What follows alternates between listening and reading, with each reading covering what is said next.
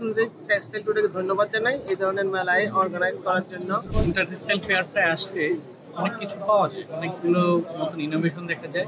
Textile টুডের থ্রুতে আমরা আসছি, অ্যাকচুয়ালি উনি যথেষ্ট কোঅপারেশন করছে আমাদের।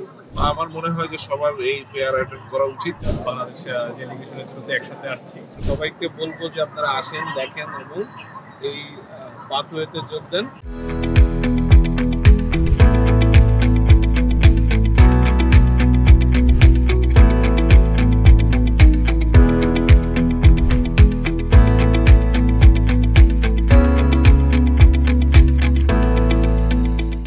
আমি মামুন, আমি পাওয়ার ফ্যাশন বাংলাদেশ নামে একটি বাইং হাউসের সিইও। তো আমরা চায়নার সাংহাইতে ফেয়ারে আসছি, বাংলাদেশ ডেলিগেশনের থ্রুতে একসাথে আসছি। এখানে আমাদেরকে টেক্সটাইল টোটাল বাংলাদেশ অনেক কোঅপারেট করছে। পার্সোনালি আমার ফেয়ারে আসার মূল উদ্দেশ্য হচ্ছে যে আমার বিজনেসটা নিউ, তো এট দিস মোমেন্ট আমি অনেক নিউ কাস্টমারের সাথে করতেছি। আর সেখানে আমি কিছু প্রবলেম ফেস করি বাংলাদেশ থেকে, যেটা হচ্ছে কিছু স্মল কোয়ান্টিটি এক্সিবিশন করতে গিয়ে। তো যখন আমি চায়নায় আসছি তখন আমি দেখলাম যে হ্যাঁ, স্মল কোয়ান্টিটি জন্য অনেক ফেব্রিক মিল আসলে প্রিপেয়ার, তারা আসলে কোঅপারেট, তারা যে কোনো কোয়ান্টিটি করতে চায়। হ্যাঁ, স্মল কোয়ান্টিটির জন্য হয়তো প্রাইসটা একটু বেশি, but it's not negative, it's positive. এখন দেখা যাচ্ছে ট্রেডিশনালি বাংলাদেশের সবাই বিগ কাস্টমারের পিছনে সবাই একসাথে কম্পিট করতেছে, যার কারণে বায়াররা চান্স পাচ্ছে যে প্রাইসটা কমায় দিতে, যে রাদার দেন সবাই এক জায়গায় হিট না করে আমরা আসলে ডাইভার্সিফাইড কাস্টমার, ডাইভার্সিফাইড প্রোডাক্টের দিকে ফোকাস করা দরকার। তাহলে আসলে গ্র্যাজুয়ালি আমরা রাইজিং কস্ট এখন দেশে ওয়ার্কার স্যালারি বা এনার্জি কস্ট এভরিথিং, এগুলো আমরা ইজিলি তখন আস্তে আস্তে গ্র্যাজুয়ালি এক্সপ্লেন করতে পারবো। এখানে আসার মেইন উদ্দেশ্যটা ছিল যে নতুন জিনিস সম্বন্ধে ইনফরমেশন গ্যাদার করার, কোন সাপ্লায়ার অ্যাকচুয়ালি কী করে এবং নতুন বাজারের নতুন ট্রেন্ডগুলো সম্বন্ধে আইডিয়া নেওয়া। ডেনিম, নন ডেনিম, সিনথেটিক, নিডস, সব ধরনের ফ্যাব্রিক সম্বন্ধে আপনার সাপ্লায়ারের বেজ আপনি অনেক স্ট্রং করতে পারবেন, তো আপনার নলেজ অনেক বাড়বে। তো আপনার ট্রেন্ড সম্বন্ধে আপনি জানতে পারবেন যে কোন ধরনের ট্রেন্ড আসতেছে বা কোন ধরনের ট্রেন্ড চলতেছে মার্কেটে। সো এইটা সম্বন্ধে আপনি একটা ভালো আইডিয়া গ্যাদার করতে পারবেন। টেক্সটাইল টুডের থ্রুতে আমরা আসছি, অ্যাকচুয়ালি উনি যথেষ্ট কোঅপারেশন করছে আমাদের। হোটেল বুকিং থেকে শুরু করে ওভারঅল আমাদের গাইড করা, ওভারঅল এক্সপিরিয়েন্স অনেক ভালো। শুরুতেই টেক্সটাইল টুডেকে ধন্যবাদ জানাই এই ধরনের মেলায় অর্গানাইজ করার জন্য। মেলায় যে বাংলাদেশি গেস্টরা আসছে এদেরকে কোঅর্ডিনেট করার জন্য। টেক্সটাইল টুডে সবসময় বিভিন্ন মেলায় এই ধরনের প্রোগ্রাম কোঅর্ডিনেট করে থাকে। এই টেক্সটাইল টুডের মাধ্যমে আসার কারণে আমরা উপকৃত হয়েছি। এই জন্য টেক্সটাইল টুডেকে আমি ধন্যবাদ।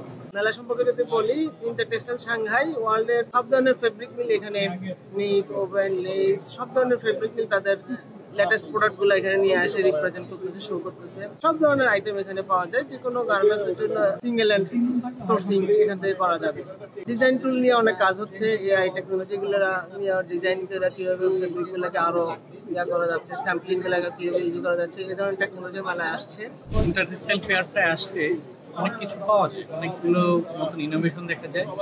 টেক্সটাইলের অনেক ধরনের এখানে আপনার এক্সপ্লোর করা যায়। যেমন এবার আমাদের একটা ফোকাস ছিল উলের উপরে, উল ফ্যাব্রিকের উপরে।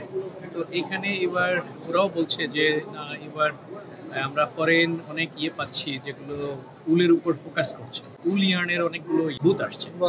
তো এই যে ওরাও ট্রেন্ডটা ধরতে পারে, আমরা সেই ট্রেন্ডের সাথে আমরা আসলে বাংলাদেশে বসে এই ট্রেন্ডের সাথে গা ভাসানো যায় না।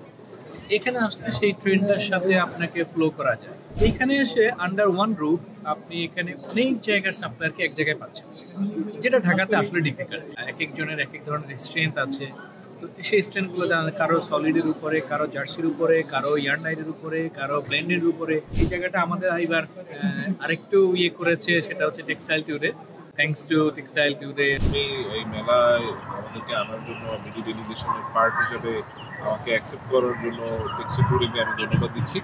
তারা ব্রানার্সনকে ইনভাইট করেছে। তো এখান থেকে আসলে দেখলাম যে আমাদের কনভেনশনাল যে চিন্তা ভাবনা আছে, যে ফ্যাব্রিক কি ধরনের ফ্যাব্রিক হয়, কিভাবে ম্যাটেরিয়ালের ভেরিয়েশন কি হয়, ফ্যাশন আসলে কোন জায়গায় গিয়েছে, সবগুলোকে আসলে চ্যালেঞ্জ করছে। চায়না আসলে এত ইনোভেটিভ অবস্থায় চলে গেছে, সাস্টেনেবিলিটি নিয়ে এত কাজ হচ্ছে। আমি বেশ কিছু এমপ্লিশমেন্ট দেখলাম বায়োডিগ্রেডেবল বেস দিয়ে করা। এই ফেয়ারটা না আসলে আসলে মানে আমার এই আইডিয়াটাই হতো না।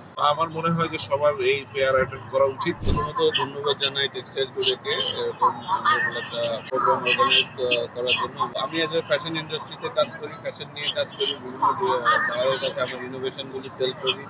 তো এই ধরনের কাজের ক্ষেত্রে textile is one of the best in the world.